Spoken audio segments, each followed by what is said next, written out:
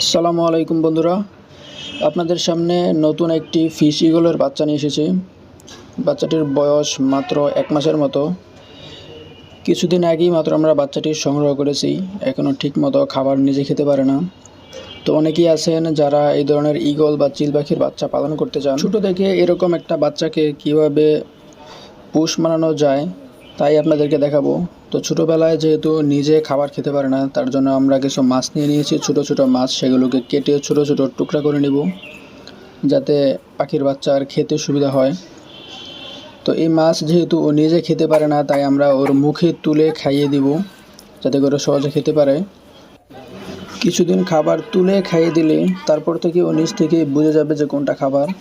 তখন ওর সামনে খাবার রাখলে ও নিজে নিজেই খাবারগুলো খেতে পারবে। তো ততদিন পর্যন্ত আমাদেরকে নিজ হাতেই খাইয়ে দিতে হবে।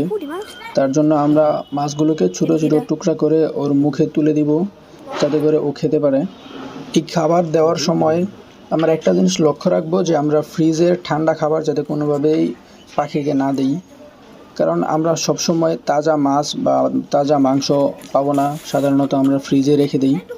তো ফ্রিজ থেকে তুলে যখন আমরা ওকে খাওয়াবো, তখন আমরা এইটুকু এনশিওর করে নিব যে মাছ বা মাংস যেটাই খাওয়াই তা যেন খুব বেশি ঠান্ডা না হয়, বা স্বাভাবিক ঠান্ডাও যাতে না হয়, যথাসম্ভব স্বাভাবিক নর্মাল টেম্পারেচারে যাতে হয়। তা না হলে পাখি বাচ্চার ঠান্ডা লেগে যেতে পারে।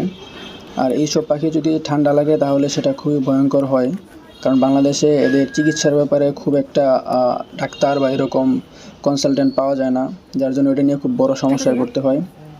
তাই আমরা আগে থেকেই সতর্কতা অবলম্বন করব, যাতে পাখিকে খাওয়ানোর সময় কোনোভাবে পাখির ঠান্ডা না লেগে যায়।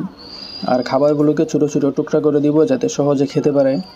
আর দিনে 2 বার, সকালে এবং বিকালে, বা 3 বার এক এক সময় যখন সুবিধা হয়, তখন ওর যেই পরিমাণ সাইজ বা যে যতটুকু বড় হয়েছে তার খিদা অনুযায়ী সে অনুযায়ী আমরা খাইয়ে নিব।